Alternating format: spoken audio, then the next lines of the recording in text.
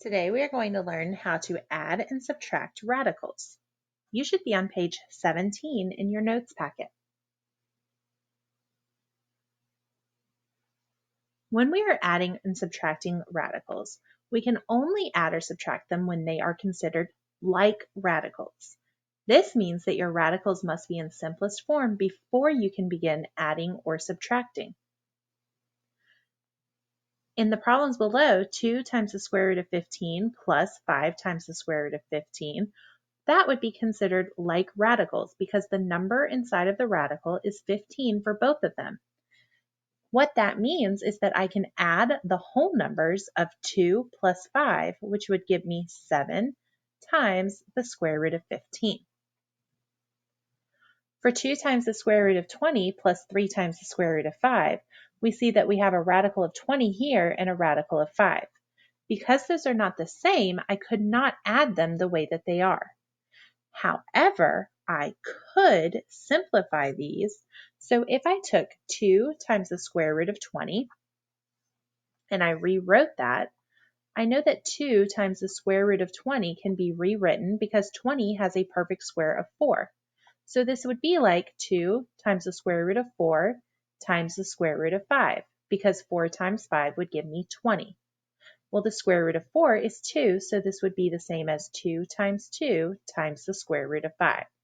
Since 2 times 2 is 4, this is really like saying 4 times the square root of 5.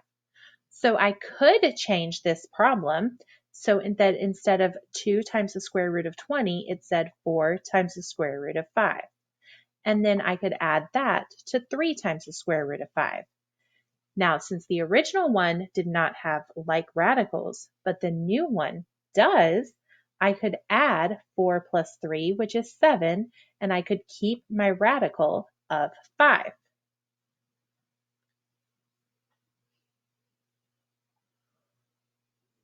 Your first example says 10 times the square root of 6 plus 4 times the square root of 6.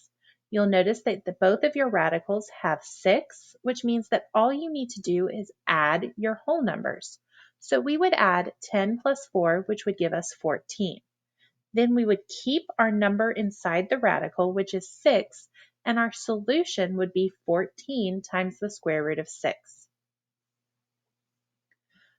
For 8 times the square root of 50 minus 9 times the square root of 2, you see that we do not have like numbers inside of our radicals. However, we do know that the square root of 50 can be simplified. So if we start with 8 times the square root of 50, we know that we can take the square root of 50 and change it so that it is the square root of 25 times the square root of 2, because 25 times 2 would give me 50. Well, the square root of 25 is equal to 5, and then we would multiply that to all times the square root of 2, which is not a perfect square. Then we would have 8 times 5, which is 40, and now we have 40 times the square root of 2. So we would rewrite 8 times the square root of 50 as 40 times the square root of 2. We can rewrite this whole problem now as 40 times the square root of 2 minus 9 times the square root of 2. Now that we have rewritten it, we see that we have the same number inside of our radical, which means that we can do 40 minus 9, which would give us 31, and then we would keep our radical of 2. So our solution is 31 times the square root of 2.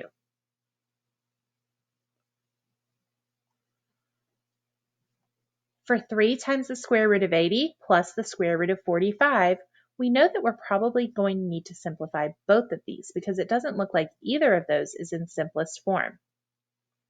So we'll start with 3 times the square root of 80. We know that the square root of 80 can be rewritten as the square root of 16 times the square root of 5. We keep our 3, and then the square root of 16 is 4, and then we keep our square root of 5. Well, 3 times 4 is 12, so this is the same as 12 times the square root of 5. Now we also need to simplify the square root of 45. Well, we know the square root of 45 can be rewritten as the square root of 9 times the square root of 5. The square root of 9 is 3, so this is 3 times the square root of 5. Now we can put both of these back into our original problem.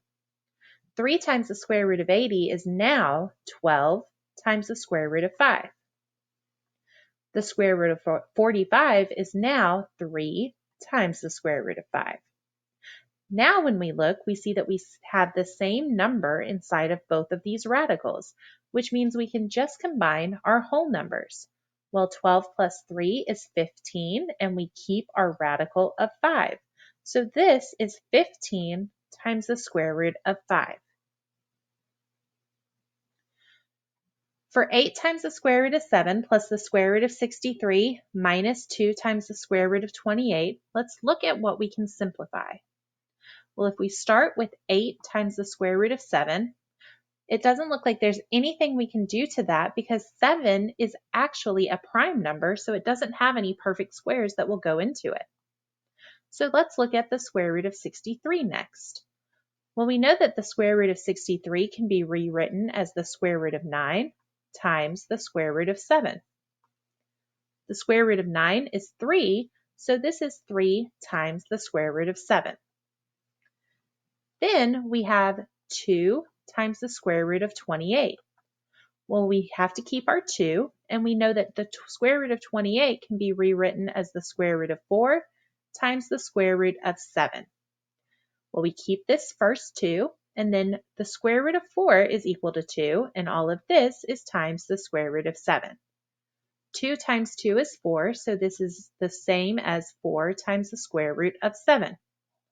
Now, if we rewrite our problem, we know that 8 times the square root of 7 could not be simplified, plus the square root of 63, but the square root of 63 was rewritten as 3 times the square root of 7. Then minus 2 times the square root of 28, but we know that the 2 times the square root of 28 was rewritten as 4 times the square root of 7.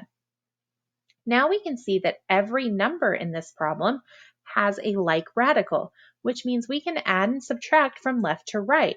So we will add 8 plus 3, which would give us 11 times the square root of 7, but then we still have minus 4 times the square root of 7. These are still like radicals, so we can just subtract our whole numbers. 11 minus 4 gives us 7, and we keep our radical of 7. So our solution is 7 times the square root of 7.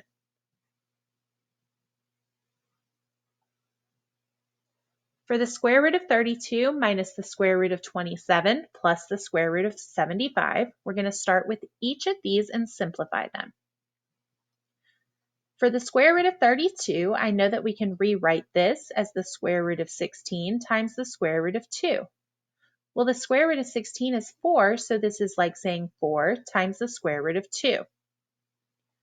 Then we want to rewrite the square root of 27. Well, we know that 27 can be rewritten as the square root of 9 times the square root of 3. The square root of 9 is equal to 3, so this is 3 times the square root of 3. Then we have the square root of 75. Well, we know that the square root of 75 can be rewritten as the square root of 25 times the square root of 3. The square root of 25 is 5, so this is 5 times the square root of 3. Now we will take all of these and write them in our original problem. Our original problem said the square root of 32, but we rewrote that as 4 times the square root of 2, minus the square root of 27, but we rewrote that as 3 times the square root of 3, then plus the square root of 75, which we rewrote as 5 times the square root of 3. Well, you'll notice here that we have a radical of 2, and then we have two radicals that have a radical of 3. Well, the 2 cannot be combined with those, but the ones that do have the same radical of 3 can be combined. So 4 times the square root of 2 is not a like term, but I can't get rid of it. I'm just going to rewrite it. Then I can combine this part, which is really, even though it says minus 3 times the square root of 3, it's really the same as a negative 3 times the square root of 3. Since these have same radicals, I'm going to do negative 3 plus 5. Well, negative 3 plus positive 5 gives me positive 2. So I would write plus 2, and I would keep my radical of 3. So this would be my most simplified version of this answer. For our last one, 7 times the square root of 72 plus the square root of 54 minus 2 times the square root of 162, I'm going to start by simplifying each of these. So we'll start with 7 times the square root of 72. We keep our whole number of 7. The square root of 72 can be rewritten as the square root of 36 times the square root of 2. So we keep our 7 and we're going to rewrite the square root of 36 as 6 and then times the square root of 2. I'm going to multiply 7 times 6 to get 42, so this becomes 42 times the square root of 2. Then I have the square root of 54. Well, I know that the square root of 54 can be rewritten as the square root of 9 times the square root of 6. The square root of 9 is 3, and the square root of 6 cannot be simplified, so I'm just writing 3 times the square root of 6. Finally, we have 2 times the square root of 162. Well, we have our whole number of 2, and then 162 can be rewritten as the square root of 81 times the square root of 2. We're going to keep our whole number of 2, and then the square root of 81 can be rewritten as 9. Then we will multiply by the square root of 2. Well, 2 times 9 is 18, so this is going to be 18 times the square root of 2. Now that I have all of these simplified, I can just rewrite this problem. I had 7 times the square root of 72, but we rewrote that as 42 times the square root of 2. Then that was plus the square root of 54, which we rewrote as 3 times the square root of 6. Then minus 2 times the square root of 162, which we rewrote as 18 times the square root of 2. Well, again, we can only combine things that are like terms. So we have 42 times the square root of 2 minus 18 times the square root of 2.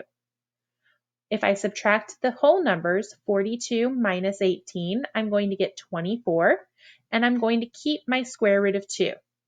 Since 3 times the square root of 6 is a different radical, I can only rewrite it as plus 3 times the square root of 6. This would be my answer in simplest form.